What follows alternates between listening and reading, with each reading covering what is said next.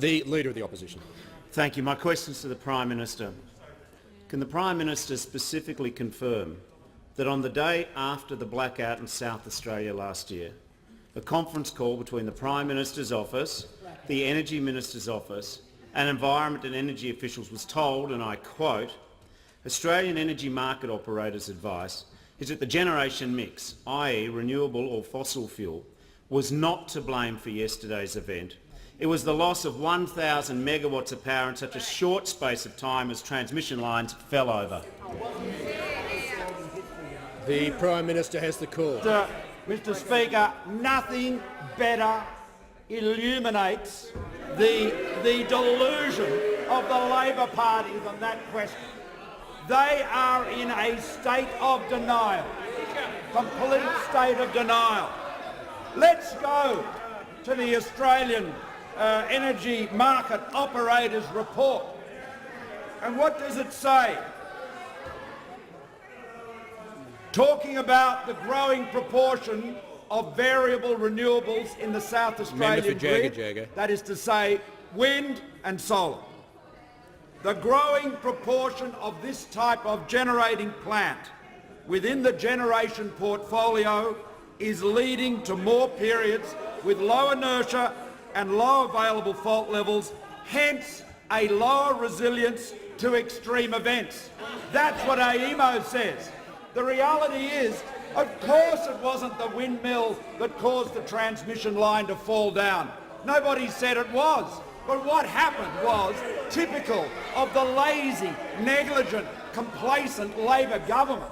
They introduced more and more variable renewables into the mix, increasing the vulnerability of the transmission network, increasing the lack of resilience of the network, as AEMO has said, and when the storm came, the network went down.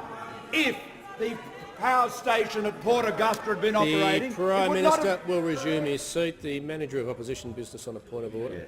Mr Speaker, the question goes to one issue only, which is asking the Prime Minister whether he received a specific piece of advice. There's nothing else in the question other than asking whether or not he received that. We quoted the advice in the question. Yes, I've been... members on my right, the Prime Minister is relevant to the subject of the question, and he's not drifting off the policy subject to the question. The Prime Minister is in order. Well, Mr Speaker, the AEMO's advice has been consistent always with what is in their report, and that report is exactly as I read it. The fact is you have much more wind in South Australia than you have in other states. As a result, you need to have more backup power, more storage, but the South Australian Labor government didn't bother getting around to that. So they became more and more reliant on the interconnector to Victoria, where they are busily drawing down brown coal-fired power, I might say. What an extraordinary irony. Look, Mr Speaker, the reality is that the Labor Party has lost the plot on energy. Now they can continue pounding away. We can see them, led by the Leader of the Opposition, to the light on the hill. There they are, the legions of the Labor loyalists. They're going there on their way to the light on the hill. Through the darkness of the night, the light is there. It's still, there's not a sound, but then you hear, softly at first, but then louder and louder, the chug, chug, chug of the backup generator, because that's what you need to power the light on the hill or anywhere in South Australia nowadays. They have been sacrificed, the people of South Australia, on the altar of Labor's incompetence and ideology. Member for Isaacs is warned.